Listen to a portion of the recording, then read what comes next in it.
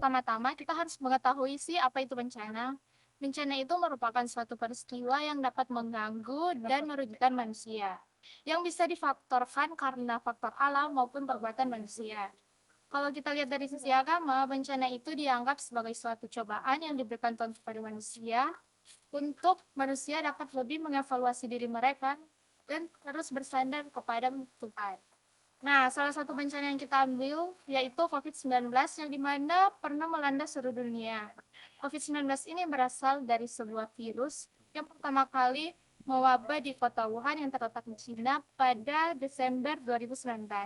Pertama kali masuk di Indonesia pada 2 Maret 2020 di Depok. Pertama kali, masyarakat Indonesia dengar ada virus COVID yang merenggut banyak jiwa dan belum masuk di Indonesia adalah kalimat yang kurang lebih seperti aman aja, orang Indonesia aja minum air. Nggak apa-apa tuh. Atau orang Indonesia kuat kok, COVID mah apa sih? Lalu diberlakukan libur selama 2 minggu setelah beberapa dari orang Indonesia terkena virus COVID-19. Nah, ada banyak hal yang terjadi selama COVID-19. Contohnya ketika kita batuk sedikit dan kita periksa ke rumah sakit, pasti akan diagnosis COVID-19.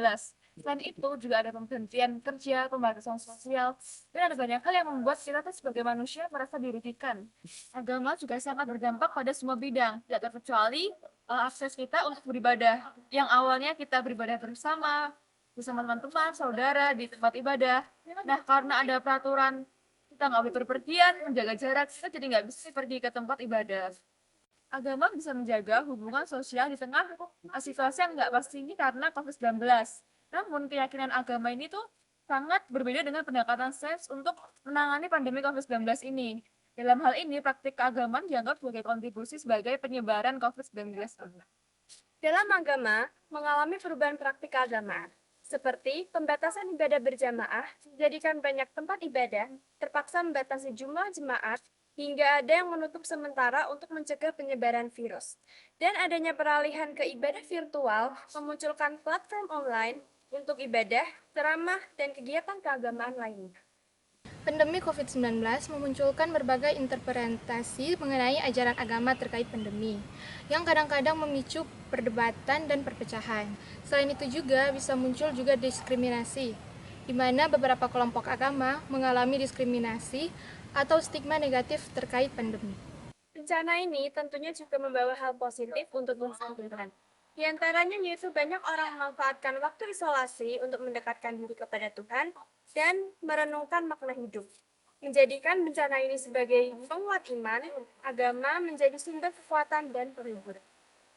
Kegiatan kemanusiaan semakin banyak. Umat beragama terlibat dalam kegiatan sosial untuk membantu sesama yang terdampak pandemi. Pandemi mendorong terjadinya kerjasama antar umat beragama dalam mengatasi krisis.